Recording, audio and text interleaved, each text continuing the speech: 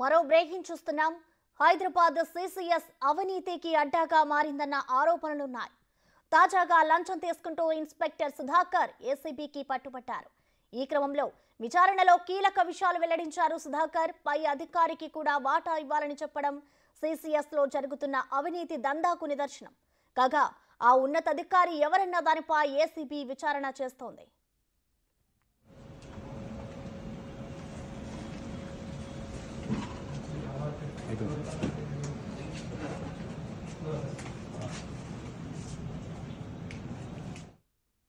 ఇప్పటికే ACP రామిరెడ్డిని ACB 2 సార్లు విచారించింది.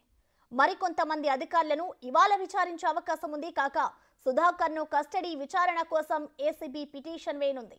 బినామీలు, అక్రమాస్తులు, పై అధికారుల పాత్ర అంశాలపై ఏసీబీ విచారణ చేయనుంది.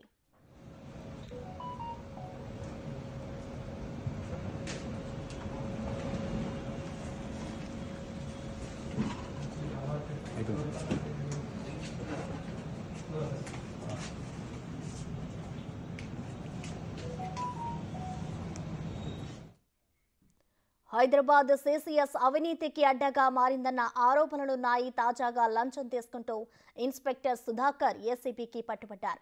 ఈ క్రమంలో విచారణలో కీలక విషయాలను వెల్లడించారు సుధాకర్.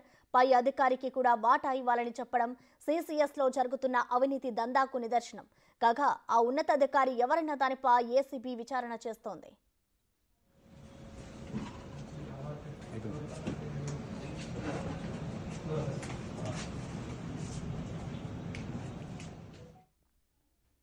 ఇప్పటికే ఏసీపీ రామిరెడ్డిని ఏసీబీ 2 సార్లు విచారించింది.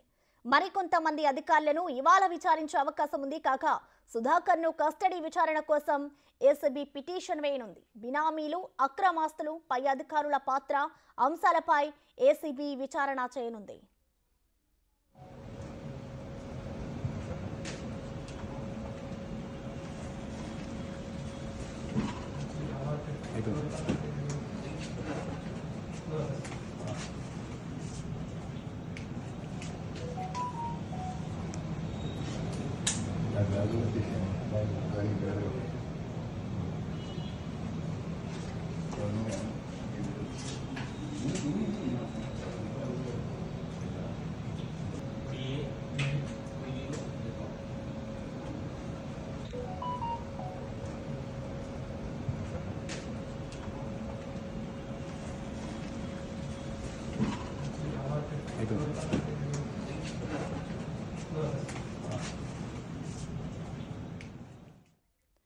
హైదరాబాద్ సిసిఎస్ అవినీతికి అడ్డాగా మారిందన్న ఆరోపణలున్నాయి. తాజాగా లంచం తీసుకుంటూ ఇన్స్పెక్టర్ సుధాకర్ ఏసీబీకి పట్టుబట్టారు. ఈ క్రమంలో విచారణలో కీలక విషయాలను వెల్లడించారు సుధాకర్.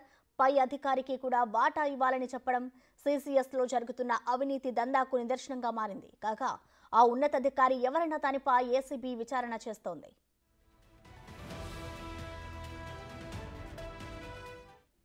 దీనిపై మరింత సమాచారం మా ప్రతినిధి రానా అందిస్తారు. రానా, చెప్పండి, తాజాగా ఇన్స్పెక్టర్ సుధాకర్ అయితే దీనికి ఇన్స్పెక్టర్ సుధాకర్ అయితే పట్టుబడ్డారు ఏసీపీకి లంచం తీసుకుంటూ. మరి దీనికి సంబంధించి ఇటు ఆయనని విచారణలో ఏసీపీ అధికారులు ఎలాంటి విషయాలను వెల్లడిస్తున్నారనుకోవచ్చు రానా?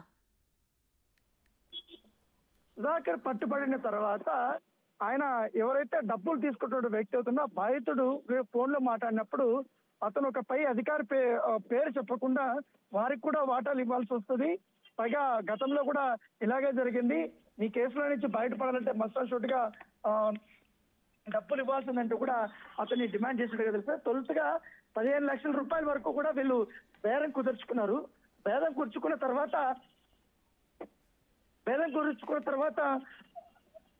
5 లక్షలు తీసుకున్నారు. 5 లక్షలు తీసుకున్న తర్వాత మరొక 5 లక్షలు కావాలంటే కూడా ఒత్తిడి తెచ్చారు. ఒత్తిడి తెచ్చిన తర్వాత 3 లక్షల రూపాయల వరకు నా దగ్గర ఇప్పుడు అర్జెంట్ గా ఉందనేసి కూడా చెప్పినట్టుగా తెలుస్తుంది. సో ఆ 3 లక్షల రూపాయలు కూడా వారు డైరెక్ట్ గా తీసుకోవడానికి ఇక్కడ సిసిఎస్ స్టేషన్ కి వచ్చడం జరిగింది. దాంతో పాటు ఒక్కసారిగా ఆల్రెడీ ఇక్కడ ట్రాప్ టీం కూడా ఉంది. ఆ ట్రాప్ టీం వచ్చిన తర్వాత ఆయనకి అనుమానం వచ్చింది. అనుమానం వచ్చిన తర్వాత ఎందుకైనా మంచిది అనేసి ఆ డబ్బులు ఆ బ్యాగ్ లో పెట్టమన్నాడు. అతను కూడా డబ్బులు టచ్ చేయకుండా డైరెక్ట్ బ్యాగ్ లో పెట్టుకొని నీట్ గా పార్కింగ్ ప్లేస్ కి వెళ్ళి అక్కడి నుంచి పారిపోవడానికి ప్రయత్నించినటువంటి నేపథ్యం అయితే కనపడుతుంది. సో వెంటనే అక్కడికి ఏసీపీకి సంబంధించిన సిఐ కానీ కానిస్టేబుల్స్ కానీ వాళ్ళందరూ కూడా పరిగెత్తుకుంటూ వెళ్ళి అతన్ని పట్టుకున్నారు. పట్టుకున్న తర్వాత అతను విచారణలో చాలా కీలకమైనటువంటి అంశాలు అనేది తెరపైకి వచ్చినటువంటి నేపథ్యం కనపడుతుంది.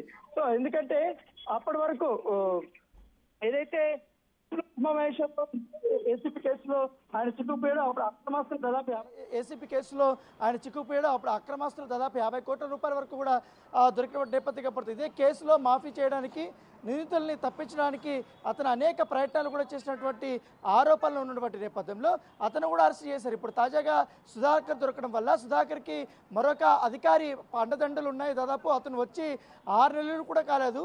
ఈ 6 నెలలను దాదాపు 15 లక్షల రూపాయల వరకు కూడా అతను లంచం డిమాండ్ చేశారంటే కంపల్సరీ కూడా ఈ గతంలో అతను ఈ 6 నెలల్లో ఎన్ని కేసుల్ని సాల్వ్ చేశాడు, ఎన్ని కేసుల్లో ఇన్వాల్వ్ అయ్యాడని దానిపై కూడా ఏసీపీ అధికారులు పూర్తి స్థాయిలో విచారణ మొదలుపెట్టేట్టుగా మనకు సమాచారం అయితే ప్రస్తుతం అయితే సుధాకర్ విషయంలో ఆల్రెడీ సిసిఎస్లో ఏసీపీగా పనిచేస్తున్నటువంటి రామిరెడ్డిని 2 సార్లు విచారణకు పిలిపించారు. ఎందుకంటే సుధాకర్కి సంబంధించినటువంటి పై అధికారిగా రామిరెడ్డి ఉన్నాడు కాబట్టి ఆయన ఏమన్నా డబ్బులు ఏమన్నా డిమాండ్ చేశారా, లేకపోతే సుధాకర్కి ఆయనకి ఉన్నటువంటి లింక్స్ ఏంటి అన్న దానిపై కూడా పూర్తి స్థాయిలో విచారణ చేపట్టినటువంటి నేపథ్యం అయితే కనపడుతుంది. అయితే విచారణలో రామిరెడ్డి మాత్రం అసలు సుధాకర్ డబ్బులు తీసుకున్నట్టు కానీ ఆ కేసు సంబంధించినటువంటి పూర్వాపరాలు కానీ నాకు ఏమీ తెలియదు, నాకు తెలియదు, పైగా నేను డైరెక్ట్గా మీరు నాకు విచారణకు పిలిపిస్తేనే నాకు ఆ విషయం తెలిసిందంటూ కూడా అతను కూడా చెప్పినట్టుగా తెలిసింది. అయితే ఆ పోలీసులు మాత్రం సుధాకర్ పై అధికారి ఎవరన్న దానిపై కూడా కనుక్కునే పనిలో ఉన్నట్టుగా మనకు